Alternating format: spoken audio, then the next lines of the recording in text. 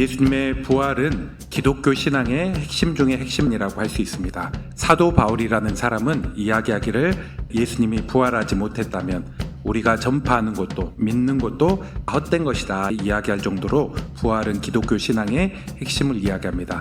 고린도전서 15장에 보면 예수님이 부활할 만한 사실이 믿을 만하다 이를 이야기하기 위해서 다음과 같은 설명합니다. 첫 번째, 예수님의 부활이 믿을 만한 이유는 구약에 예언된 사건이라는 것입니다. 성경은 일관되게 말하기를 예수님은 구약의 예언대로 죽으셨고 또한 구약의 예언대로 부활하셨다 얘기합니다. 예수님이 태어나기도 전 1400년 전부터 400년 전까지 메시아의 탄생, 그의 죽음, 그의 부활 예언한 내용들이 있습니다. 예수님이 부활을 하였습니다. 그때 제자들은 믿지 못했죠. 이 믿지 못한 제자들을 향해서 부활하신 예수님은 구약 모세 오경을 시작하여서 여러 시편, 여러 선지자의 글 이를 통해서 구약에 예수님이 부활할 것이라는 그런 예언들을 보여주었다 얘기합니다. 지금도 우리가 선입견을 빼고 구약 성경에 예수님의 부활에 대한 예언을 접해야 한다면 우리가 조금 더 열린 태도로 예수님의 부활에 대해서 대면해 나갈 수 있을 것입니다.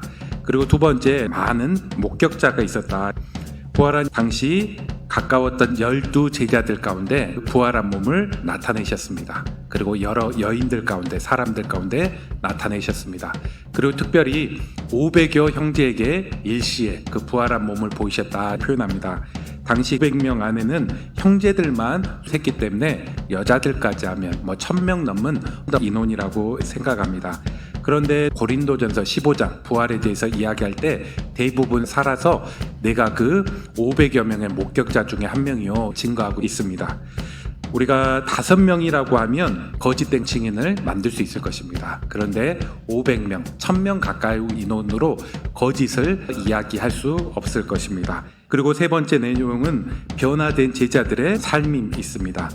예수님이 죽자 그 제자들은 모두 다 도망쳤습니다. 베드로 같은 경우는 예수님을 모른다고 맹세와 욕까지도 하면서 그렇게 예수님을 모른다고 했습니다. 그런데 불과 한 50일이 지난 이후에 이들은 십자가에 못 박은 예수 그리고 부활하신 그 예수를 전파했습니다. 무엇이 그들의 믿음과 삶을 바꿨을까요? 한 가지입니다. 바로 부활한 예수님을 만났고 부활한 이후에 주셨던 명령 이를 근거로 해서 그들은 예수님의 부활의 증언자로 살아가게 되는 것입니다.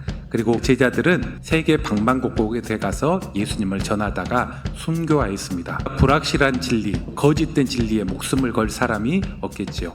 그 제자들에게는 확실했던 부활의 내용이 있었기 때문에 전과 이후에 완전히 다른 삶을 살아가는 것을 보게 됩니다. 오늘날에도 많은 지식인 중에 부활의 사실을 고민하고 연구하다가 스스로 부활을 믿게 되고 예수님을 믿는 그런 사람이 있습니다. 부활한 예수님은 지금 살아계셔서 여러분 주변 가운데 일하고 계실 것입니다. 그 부활의 예수님을 열린 눈으로 보고 믿을 수 있는 성도들 되시기 바랍니다.